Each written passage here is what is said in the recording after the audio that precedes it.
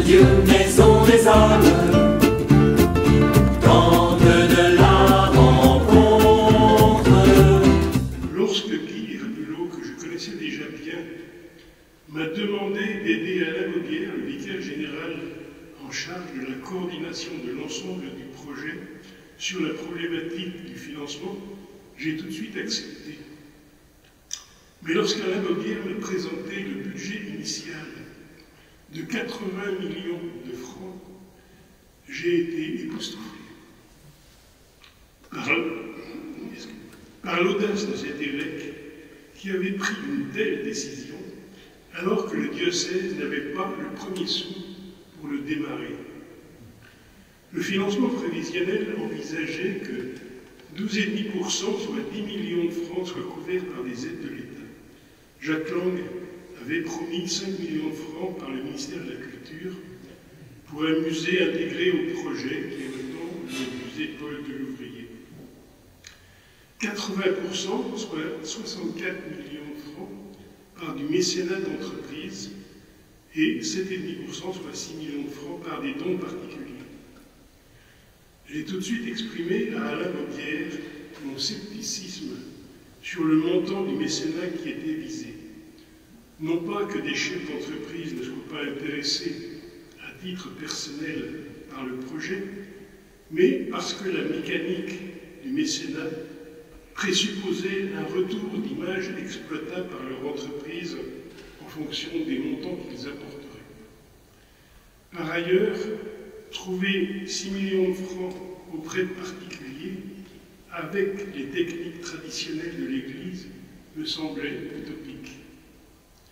Après réflexion, je lui exposai que face à l'architecture très moderne de Mario Botta, église ronde plutôt que église en croix, brique plutôt que pierre de taille, et vous trouverez d'autres comparaisons, il fallait mettre en place un outil de recherche de fonds très moderne également, utilisé par tous les grands acteurs de la vente par correspondance.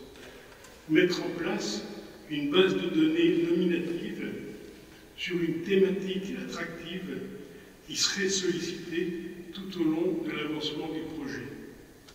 Cette idée a été acceptée, même si je sentais au début un certain scepticisme, pour ne pas dire un scepticisme certain.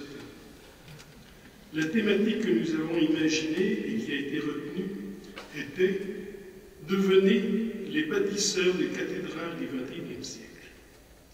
Le terme de bâtisseur de cathédrale a vite eu une résonance très forte, car elle faisait appel à l'imaginaire chrétien qui entourait Notre-Dame de Paris, Chartres, Reims, etc.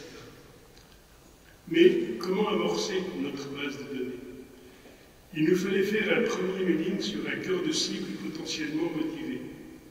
Ayant travaillé de nombreuses années au sein du groupe Bayer Presse, qui est l'éditeur de La Croix, du Pèlerin, de Notre Temps notamment, j'ai réussi à convaincre sa direction de nous prêter gracieusement pour une seule utilisation plus de 2 millions d'adresses d'abonnés. Mais il fallait également trouver 2,5 millions de francs pour fabriquer ce premier mailing. Rédaction du texte, impression à 2 millions d'exemplaires, mise sous pli, affranchissement. Nous avons également réussi à convaincre une banque de nous prêter cette somme et un assureur de garantir le remboursement du prêt à la banque si les retours de ce premier mailing ne couvraient pas les frais engagés.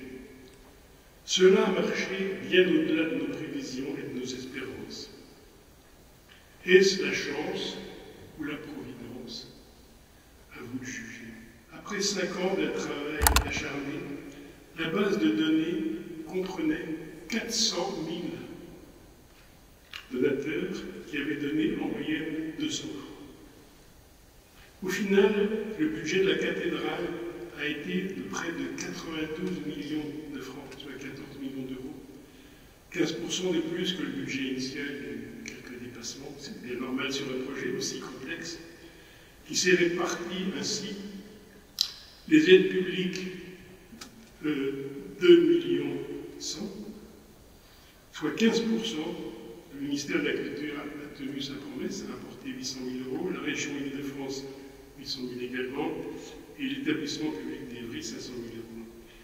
Le mécénat, sur lequel on fondait nos espoirs au début, n'a amené que 800 000 euros, soit 5,7% au lieu des 9 76 000 qui étaient prévus. Les particuliers, par contre, ont amené 9,1 millions d'euros, soit 65% du budget total, au lieu des 0,92 millions qui étaient prévus au départ, soit 10 fois plus.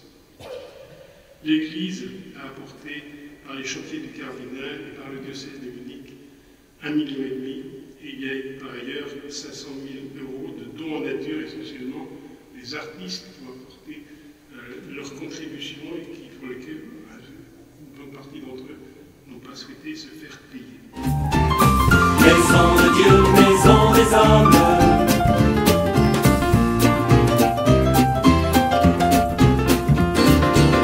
Maison de Dieu,